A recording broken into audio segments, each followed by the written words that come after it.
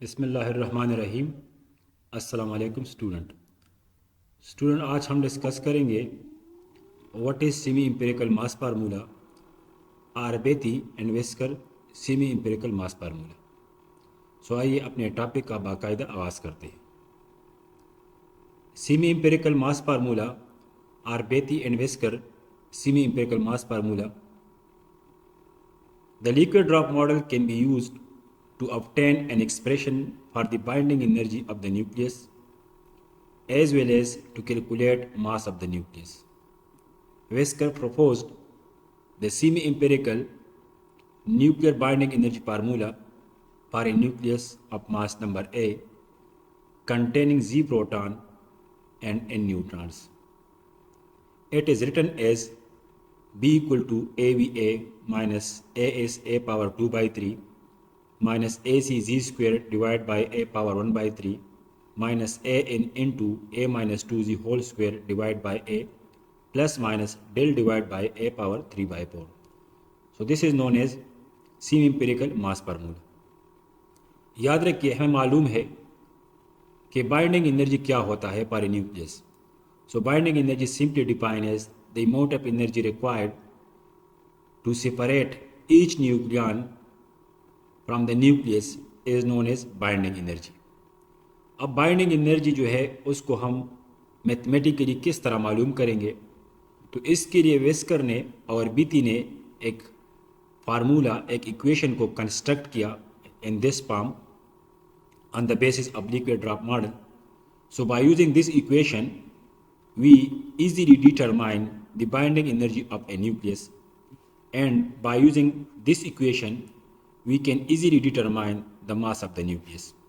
अब याद रखिए हमारे पास जो है बाइंडिंग एनर्जी का फार्मूला है पर किसी भी न्यूक्लियस के लिए. Here AB, AS, AC, AN and del are some constant which will be discussed later, and A is the mass number of the nucleus for which we are interested to find out the binding energy, and Z is the atomic number of that nucleus.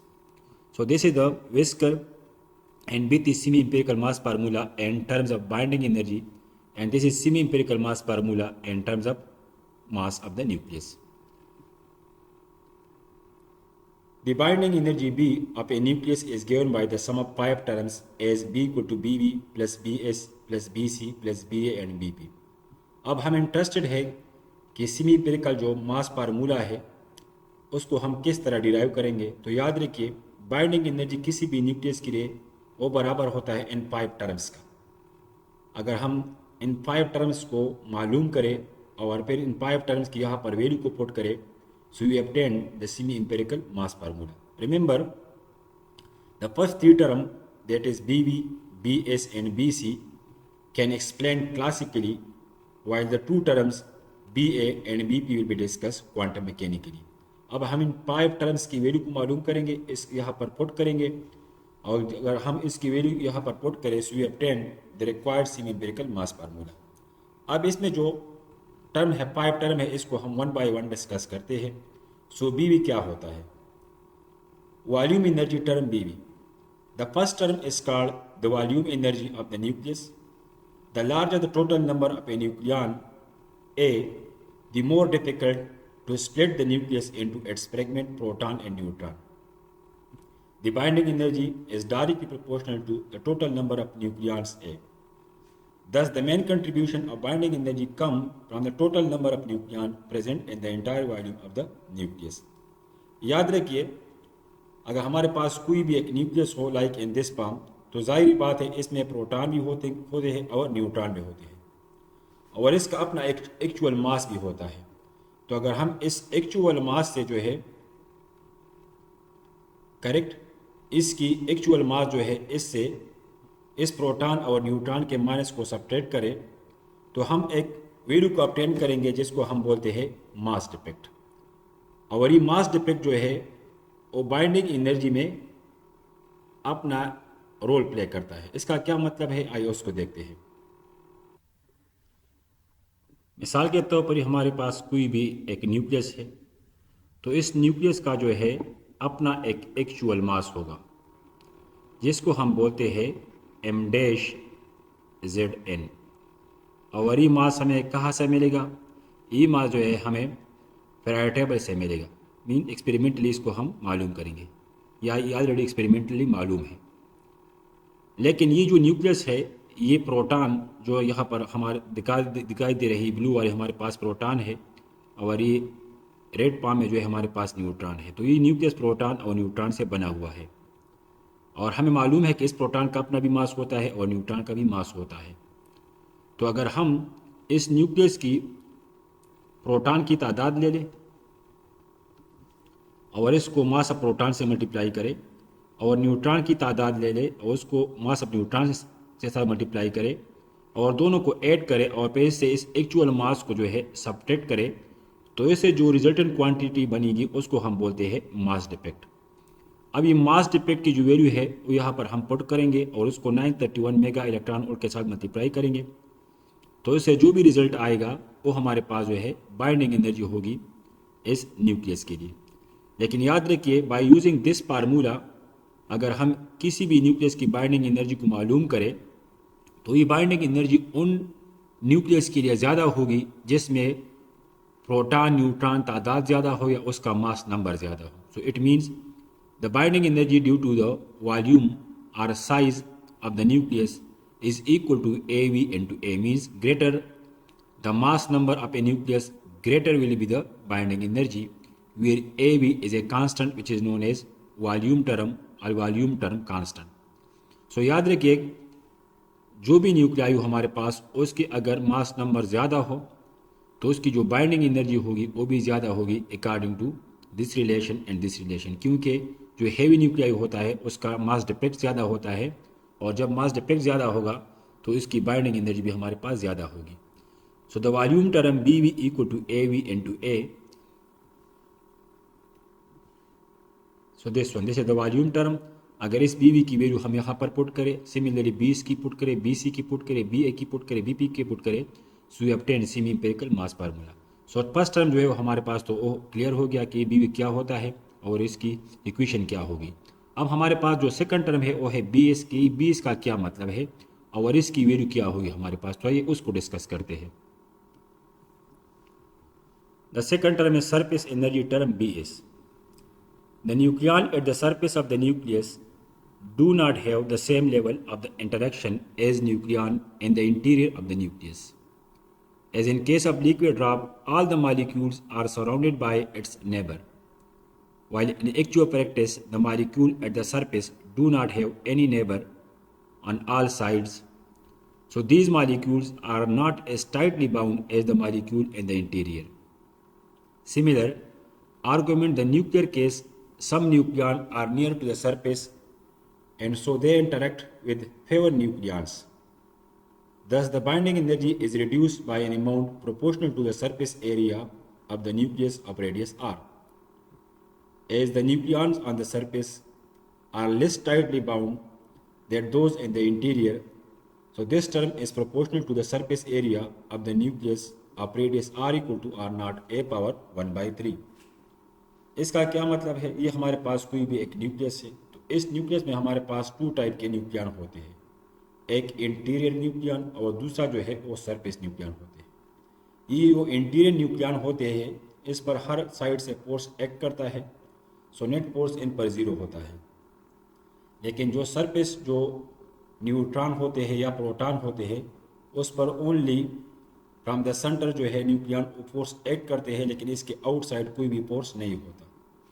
सो इसका मतलब ये है कि जो surface पर जो भी nucleon होते हैं उसकी बाइंडिंग एनर्जी कम होती है with respect to those nucleon which are inside the nucleus. So it mean the surface nucleons means proton neutron contribute a negative role in the binding energy. So the binding energy due to the surface equal to proportional to minus 4 pi r square, means जिस nuclei की भी surface area ज़्यादा होगा तो उसकी जो binding energy होगी वो नेगेटिव केस में ज़्यादा कंट्रीब्यूट करेगी। So B is proportional to minus 4 pi R square. अगर हम आर की जगह ये वैल्यू पुट करें और सिंप्लीफाई करें, so we obtain B is equal to minus A is A power 2/3, where A is a proportionality constant. which is equal to 4 pi r naught square multiplied by some constant as. So it means due to the surface nucleon, it will be contribute a negative role in the binding energy of the nucleus. So this is the surface energy term. As is known as surface energy term and this is known as surface energy term. So B इसकी value भी हमने मालूम कर दी कि वो किसके बराबर होता है. सिमिलरली अब हम मालूम करेंगे Coulombic energy term. The Coulomb energy term BC. The nucleus consists on proton and neutron. There is a repulsive force exists between proton which reduce the nuclear binding energy by a magnitude BC equal to minus AC into Z minus 1 divided by a power 1 by 3. आप याद रखिए हमारे पास कोई भी एक nucleus है तो इसमें प्रोटॉन भी होते हैं और वही प्रोटॉन जो है एक दूसरे पर इलेक्ट्रोस्टैटिक रिपल्सिव फोर्स अप्लाई करते हैं. सो इसी वजह से जो है इस न्यूक्लियस की जो बाइंडिंग एनर्जी थी उसमें इलेक्ट्रोस्टैटिक रिपल्शन की वजह से डिक्रीज आएगी और वो डिक्रीज हमारे पास एक्सपेरिमेंटली बराबर होगी minus A C into Z minus 1 divide by A power 1 by 3.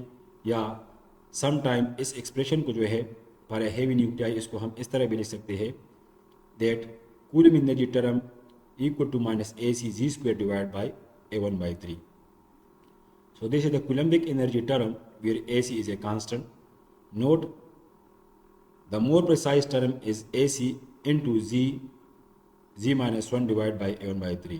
याद रखिए हमारे पास जो है Coulomb energy term जो है उसके लिए हम इक्वेशन में यूज़ कर सकते हैं और ये जो है ई एक्सप्रेशन में यूज़ कर सकते हैं. दोनों को यूज़ कर सकते हैं लेकिन ये वाला जो है हमारे पास मोर प्रिसाइज है क्योंकि ये heavy nuclei as well as for light nuclei दोनों के लिए हम यूज़ कर सकते हैं लेकिन ये वाला जो है हम हेवी न्यूक्लियाई के लिए यूज़ करते हैं. So it means some book में ये एक्सप्रेशन एस्पा में भी एग्जिस्ट है और एस्पा में भी एग्जिस्ट है. सो कूलम्ब एनर्जी का जो टर्म है वो बाइंडिंग एनर्जी में नेगेटिव कंट्रीब्यूट करता है तो उसको भी हमने इक्वेशन 1 में पुट करना है. अब हमारे पास जो फोर्थ टर्म बनता है वो हमारे पास बनता है एसिमेट्री एनर्जी टर्म. तो आइए उसको डिस्कस करते हैं.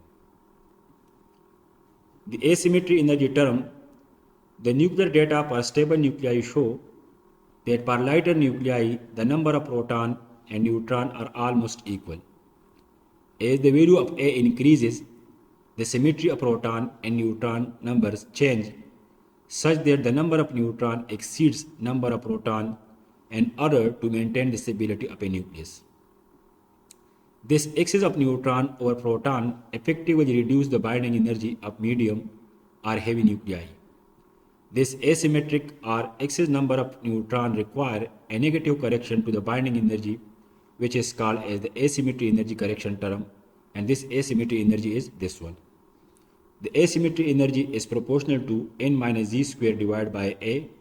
या अगर हम यहाँ पर n की जगह a माइनस जी को पुट करें क्योंकि हमें मालूम है n plus Z equal to a, so n equal to a minus z. So अगर इस n की जगह a minus z पुट करें so we obtain the asymmetry term is proportional to a minus 2z square divided by a. अगर यहाँ से proportionality constant को हम रिमूव करें so we obtain b equal to minus a n into a minus 2z square divided by a, where the negative sign show that the asymmetry that the excess neutron reduce the binding energy of the nucleus. इसका क्या मतलब है इसको देखते हैं.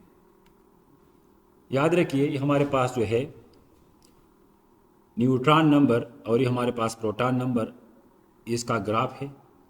अगर इस graph को आप देखें तो यहाँ पर जो है हमारे पास up to 20 z equal to 20 proton number z equal to 20 हमारे पास एक स्ट्रेट लाइन है. मींस यहाँ पर बिलो दिस वन प्रोटॉन और न्यूट्रॉन का जो रेशो होता है वो 1 होता है, एक दूसरे के बराबर होता है. मींस किसी भी न्यूक्लियाई में अगर प्रोटॉन न्यूट्रॉन इक्वल हो तो ये हमारे पास स्टेबल न्यूक्लियस कंसिडर किया जाएगा. वो न्यूक्लियस जिसमें प्रोटॉन न्यूट्रॉन इवन नंबर में हो, दोनों की तादाद सेम हो तो हमारे पास स्टेबल कंसिडर किया जाएगा. लेकिन जैसे ही proton and neutron number proton number 20 से इंक्रीज करे जाए तो ये बिल्ड जो है एक्सपेरिमेंटली ये इस तरह हो जाता है. मींस प्रोटॉन न्यूट्रॉन के दरमियान जो पेयर रेशो होता है वो 1 के बराबर नहीं होता. मींस न्यूट्रॉन की तादाद ज़्यादा हो जाती है और ये ज़्यादा न्यूट्रॉन की वजह से न्यूक्लियस जो है वो अनस्टेबल हो जाता है। अगर आप यहाँ पर देखिए हमारे पास जो है एक न्यूक्लियाई है जिसमें प्रोटॉन भी 8 है और न्यूट्रॉन भी 8 है। तो इसके प्रोटॉन जो है और न्यूट्रॉन एक ही शेल में सब एनर्जी लेवल में एग्जिस्ट करते हैं। लेकिन अगर हमारे पास कोई भी एक न्यूक्लियस हो, मिसाल के तौर पर दिस वन, जहाँ यहाँ पर हमारे पास 6 प्रोटॉन है और यहाँ पर हमारे पास जो है ऑलमोस्ट 14 न्यूट्रॉन है, तो क्या होता है कि ये जो प्रोटॉन होते हैं ये तो लो एनर्जी पर एग्जिस्ट करते हैं, लेकिन ये जो न्यूट्रॉन है हमारे पास ये हाई एनर्जी पर एग्जिस्ट करते हैं। और इस हाई एनर्जी शेल में एग्जिस्ट होने की वजह से जो है ये बाइंडिंग एनर्जी न्यूक्लियस को डिक्रीज करता है by any amount this one. So this is the asymmetry energy term and the last term is pairing energy term. तो आइए उसको देखते हैं कि वो क्या होता है। The pairing energy term, the final correction term del follow for the fact that even in nuclei are more stable than odd nuclei, and del will be positive for even nuclei, is negative for odd nuclei, and del equal to 0 for an odd A. And the pairing energy term Bp equal to plus minus del divided by A 3/4। याद रखिए अभी तक जितनी भी stable nuclei discover हो चुके हैं तो इसमें जो इवन मीन्स ओ न्यूक्लियाई जिसमें प्रोटॉन भी इवन हो न्यूट्रॉन भी इवन हो, तो इसकी तादाद जो है उसकी तादाद हमारे पास है 160। ऐसी न्यूक्लियाई डिस्कवर हो चुके हैं जिसमें प्रोटॉन न्यूट्रॉन इवन हो, तो इसकी तादाद हमारे पास है 160। और ऐसी न्यूक्लियाई जिसमें प्रोटॉन इवन हो और न्यूट्रॉन ऑड हो, तो इसकी तादाद है 56। और ऐसा न्यूक्लियाई जिसमें 8 प्रोटॉन और इवन न्यूट्रॉन हो, उसकी तादाद है 52। और जो 8 प्रोटॉन न्यूट्रॉन है उसकी तादाद है 4। तो अभी तक जो है 272 न्यूक्लियाई डिस्कवर हो चुके हैं जिसमें सबसे स्टेबल न्यूक्लियाई वो होते हैं जिसमें प्रोटॉन और न्यूट्रॉन इवन में होंगे, और सबसे अनस्टेबल वो होंगे जिसमें प्रोटॉन और न्यूट्रॉन 8 तादाद में होंगे। तो याद रखिए जिन न्यूक्लियाई में प्रोटॉन और न्यूट्रॉन इवन में होते हैं तो उनका जो स्पिन होता है, मिसाल के तौर पर कोई भी न्यूक्लियाई है उसमें इवन नंबर ऑफ प्रोटॉन है और इवन नंबर ऑफ न्यूट्रॉन है, तो याद रखिए ये जो है हमें मालूम है कि हमारे पास जो न्यूट्रॉन प्रोटॉन होते हैं इनसाइड द न्यूक्लियस और शेल में होते हैं, उसकी भी अपनी एक एनर्जी लेवल होती है, मिसाल के तौर पर दिस वन। और यहाँ पर जो है मिसाल के तौर पर कोई भी न्यूक्लियाई है उसमें इवन प्रोटॉन है और इवन न्यूट्रॉन है, तो it means one proton spin up the other proton spin down. Similarly one proton spin up other spin down. अगर इवन नंबर ऑफ प्रोटॉन है तो ये स्पिन जो है पेयर में होते हैं, और जो स्पिन भी पेयर में होगा तो स्टेबल कंसिडर किया जाएगा। और ये हमारे पास न्यूट्रॉन है, इस तरह न्यूट्रॉन भी जो है अपने शेल में होते हैं, एक का स्पिन अप होता है एक का डाउन होता है, अप और डाउन, तो ये भी एक दूसरे के साथ जो है बैलेंस हो जाते हैं, करेक्ट। तो इसका मतलब ये है कि जो भी प्रोटॉन न्यूट्रॉन किसी भी न्यूक्लियस में इवन नंबर में होंगे तो वो पेयर के फॉर्म में होंगे, मींस उसकी जो है बाइंडिंग एनर्जी ज़्यादा होगी, उसकी पेयरिंग की वजह से वो बाइंडिंग एनर्जी में पॉजिटिव रोल प्ले करेगा। तो जो न्यूट्रॉन प्रोटॉन जिस न्यूक्लियाई में प्रोटॉन न्यूट्रॉन तादाद इवन हो तो उसके लिए जो पेयरिंग एनर्जी टर्म है वो ये कंसिडर किया जाएगा, like calcium 2040, like helium 2He4। तो इसके लिए जो है पेयरिंग एनर्जी टर्म होगा वो ये होगा, where A is the mass number of calcium and here A means the mass number of helium। तो याद है कि जो न्यूक्लियाई में प्रोटॉन न्यूट्रॉन इवन होंगे तो फिर उसकी जो पेयरिंग एनर्जी होगी Bp equal to plus del divide by A3/4। लेकिन जो जिस न्यूक्लियाई में प्रोटॉन भी ऑड हो न्यूट्रॉन भी ऑड हो, करेक्ट, तो इसकी जो पेयरिंग एनर्जी टर्म होगी वो हमारे पास होगी Bp equal to minus del divide by A3/4 like 7 nitrogen 14, correct. तो इसके लिए पेयरिंग एनर्जी टर्म क्या होगी, minus del divide by A⁴ where A is the mass number of nitrogen. So this is the pairing energy term story. So the constant AV, AS, AC, AN and del have been estimated to be equal to 15.75, 17.80, 0.71, 22.7 and 33.6 mega electron volt. So this is the value of constant volume energy term, surface energy term, coulombic term asymmetry term and pairing term. अब अगर हम equation 2, 3, 4, 5 को equation 1 में put करें जो हमारे पास इस form में है, अगर हम यहाँ पर B V, B S, B C, B A and B P की वैल्यू पुट करें from 2, 3, 4, 5, so we obtain this one. So this formula is known as semi-empirical mass formula and this was presented by Beatty and Wesker. अब हमें मालूम है कि हमारे पास जो binding energy होता है वो होता है Z into M P plus A minus Z M N minus Z M A into C square from mass energy equivalence relation mc square means z proton mass of the proton, a minus z mass number of the nucleus and proton number mass of the neutron and this is the actual mass multiplied by c square.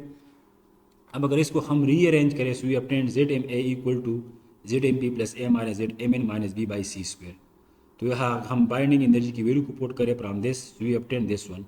So this is the theoretical mass of the nucleus in which we are interested to find out, and this is known as semi-empirical mass formula in terms of binding energy and this semi-empirical mass formula in terms of mass of the nucleus.